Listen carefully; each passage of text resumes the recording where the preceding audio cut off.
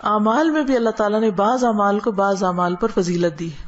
اسی طرح قرآن مجید کی بعض آیات کو بعض پر فضیلت دی گئی. حالانکہ کلام سارا اللہ سبحانہ و تعالیٰ کا ہے، لیکن بعض حصہ بعض سے زیادہ برکت والا ہے. حالانکہ سب میں ہی خیر ہے، سارے میں خیر ہے.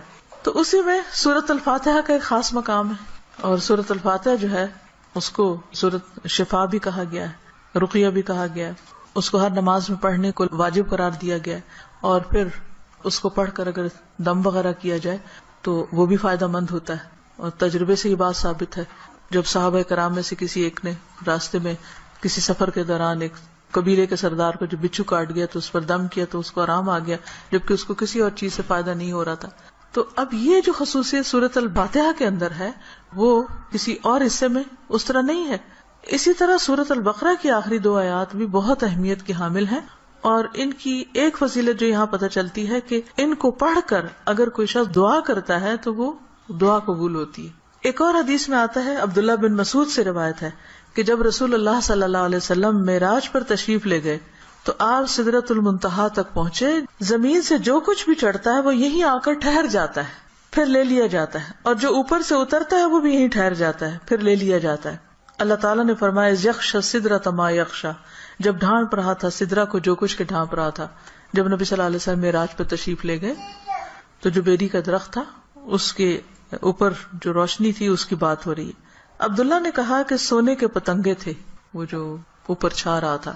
پھر رسول اللہ صلی اللہ علیہ وسلم کو وہاں 3 چیزیں دی گئی تھی. ایک تو 5 نمازیں، دوسری سورۃ البقرہ کی یہ آخری آیات، اور تیسری آپ کی امت میں سے اس شخص کے باقی تمام تباہ کرنے والے گناہوں کو اللہ نے بخش دیا جو اللہ کے ساتھ کسی کو شریک نہ ٹھہرائے، جو شرک نہ کرے.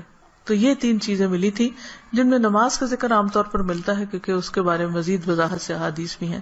تو اس حدیث سے کیا پتہ چلتا ہے کہ سورۃ البقرہ کی آخری 2 آیات عرش کے نیچے سے ایک خاص خزانے سے نصیب ہوئی ہیں، اور یہ نبی صلی اللہ علیہ وسلم ہی کو ملی ہے، باقی انبیاء کو نہیں دی گئی. ایک اور روایت سے پتہ چلتا ہے، نعمان بن بشیر سے روایت ہے کہ نبی صلی اللہ علیہ وسلم نے فرمایا کہ اللہ تعالیٰ نے آسمان و زمین پیدا کرنے سے 2000 سال پہلے ایک کتاب لکھی. اس کتاب میں سے 2 آیات اتاری جن کے ساتھ سورۃ البقرہ کو ختم کیا. کب کی بات ہے یہ؟ زمین و آسمان کے پیدا کرنے سے 2000 سال پہلے کی بات. قلم کب پیدا ہوا تھا؟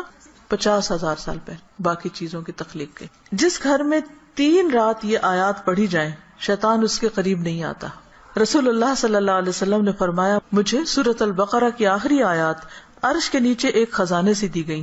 مجھ سے پہلے یہ آیات کسی نبی کو نہیں دی گئی، یعنی یہ آپ کی خاص خصوصیت ہے کہ آپ کو یہ نصیب ہوئی.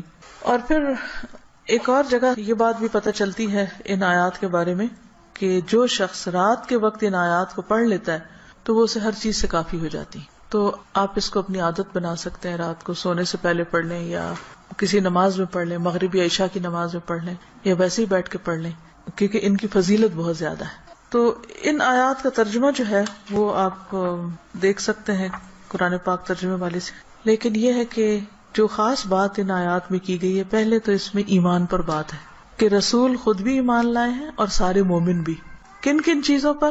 اللہ پر، ملائکہ پر، کتب پر، رسول پر. دوسری اہم بات لا نفرق بین احد من رسلہ، کہ ہم رسولوں کے درمیان فرق نہیں کرتے.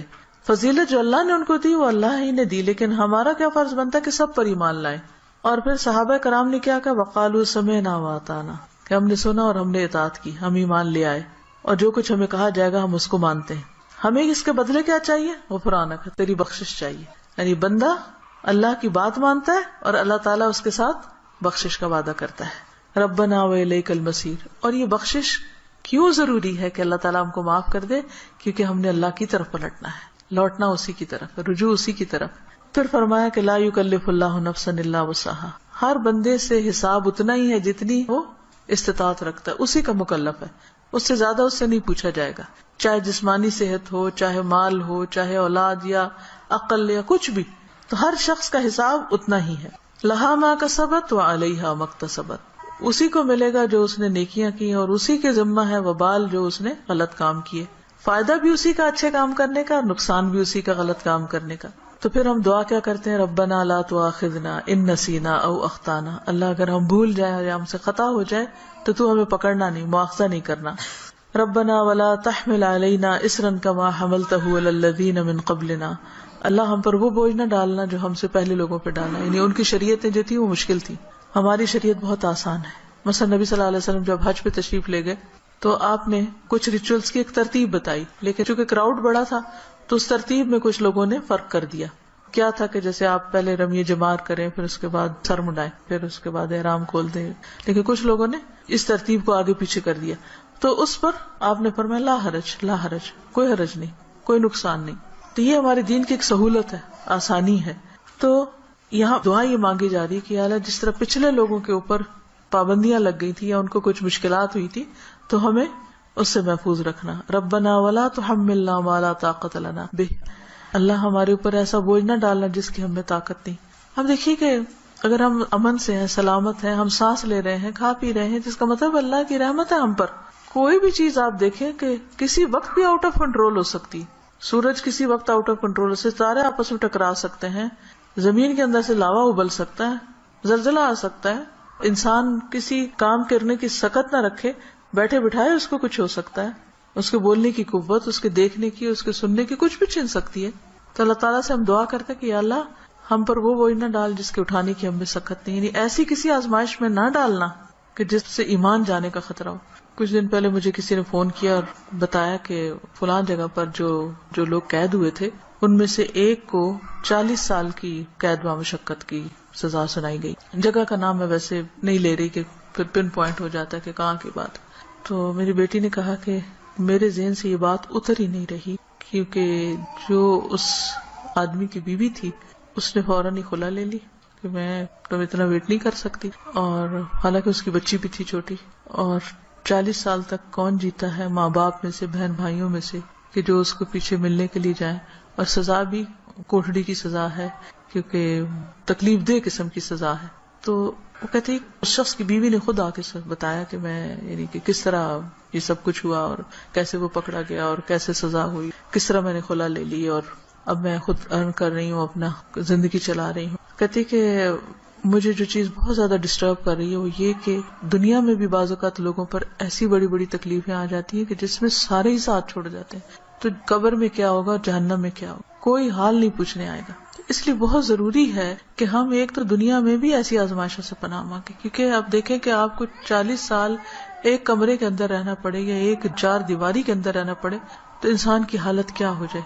ہم اچھے بھلے کھاتے پیتے چلتے پھرتے، ہم کہتے ہیں جی اب ہمارے فزیکل چینجز آ رہے ہیں، اب ہم جوان ہو رہے ہیں، اب ہم بوڑھے ہو رہے ہیں، اب ایسا ہو رہا ہے، ابھی ویسا ہو رہا ہے. تو ایک شخص جس کی جوانی بڑھاپا سب کچھ ایک جیل کے اندر گزرے، اس کی کیفیت کیا ہو سکتی ہے جس کی کہ مجھے 40 سال یہاں رہنا ہے، 40 سال یہاں. اس کے لیے تو زندگی ایک طرح سے ختم ہے. تو میں نے اس کو سمجھایا کہ دیکھو 40 کے بعد نکلے گا تو صحیح نا، اگر زندہ رہا، اول تو پتہ نہیں کب تک زندہ ہے. سوچو ان لوگوں کے بارے میں، تم اس سے زیادہ ڈسٹرب ہو تم ان کے بارے میں کہ جو قبر میں اس سے بڑی جیل میں، اور جو آخرت میں پکڑے جانے والے ہیں، ان کا کیوں نہیں تم سوچ رہی؟ ان کے لیے کچھ کرو. ہم سب کا فرض بنتا ہے کہ کوئی اچھی بات ہمیں پتا ہے تو ہم دوسروں کے ساتھ شیئر کرتے رہیں تاکہ وہ بھی گناہوں سے بچیں. اسی سے آپ سوچیں کہ دنیا میں 40 سال ایک جیل میں گزارنا ایک وحشت ناک تصور لگتا ہے، کیونکہ ہم ریلیٹ کر سکتے ہیں نا اس کو. لیکن قبر میں کوئی چلا جاتا مٹی کے نیچے، بھول گئے سب کون گیا کیا ہوا. وہاں تو کسی کی چیخ بھی باہر نہیں سنائی دینی، اور لوگ کیسے کیسے غلط کام کر رہے ہیں، خود ہم پتہ نہیں کہاں کہاں غلطیاں کر رہے ہیں. اللہ تعالیٰ ہم سب کو معاف کر دے. تو بات یہ ہے کہ اللہ سے یہ دعا مانگتے رہنا چاہیے کہ یا اللہ ایسی ہمارے اوپر آزمائش نہ لانا، ایسی مشقت نہ آئے کہ جس کو ہم اٹھا نہ سکے، چاہے وہ کوئی بیماری ہو، کوئی مرض ایسا ہو. آپ دیکھیں کہ بعض بیماریوں میں پین ہوتی ہے، بعض میں تکلیف ہوتی ہے، ناقابل برداشت حد تک تکلیف ہوتی. اس وقت انسان کے لیے صبر کرنا اور اپنے آپ کو کنٹرول میں رکھنا کہ منہ سے کوئی غلط بات نہ نکلے، اور اگر منہ سے تو چھوڑے دماغ میں بھی برا خیال نہ، کیونکہ حدیث میں آتا نا کہ تم اس وقت تک نہ مرو جب تک تمہارا حسن ظن اللہ کے بارے میں نہ ہو. اس کا مطلب نہیں کہ موت اپنے ہاتھ میں لے لو، اس کا مطلب یہ ہے کہ مرتے وقت تم اللہ سے اچھا ہی گمان رکھو تو تمہیں موت آئے. لیکن آپ کو پتہ ہے جب تکلیف کی شدت ہوتی ہے نا تو گمان اچھا رکھنا سب سے مشکل کام ہے، بہت مشکل. اس وقت مایوسی کی طرف سوچ ہو جاتی ہے فوراً. تو ربنا ولا تحملنا ما لا طاقت لنا به، اللہ ہم پہ وہ بوجھ نہ ڈال جس کے اٹھانے کی ہمیں طاقت ہی نہیں، ہم بہت کمزور انسان ہیں. ربنا ولا تحملنا ما لا طاقت لنا به واعف عنا واغفر لنا وارحمنا. یہ جو 3 لفظ ہیں جب انسان پڑھتا ہے تو سوچتا ہے یہ ایسا کیوں ہے، معاف کر دے، بخش دے، رحم کر، کیونکہ یہ بہت شدید ضرورت ہے ہماری کہ اللہ ہم کو معاف کر دے. ہم بہت غلطیاں کرتے ہیں، یعنی اس میں تاکید اور تکرار ہے. واعف عنا واغفر لنا وارحمنا. اگر شعوری طور پہ ہم ہر روز پڑھیں کم از کم ایک دفعہ تو کتنا فائدہ ہو سکتا ہے. انت مولانا فانصرنا علی القوم الکافر. تو ہمارا مولا ہے تو دنیا میں بھی تو ہمیں کافر لوگوں پر مدد دے.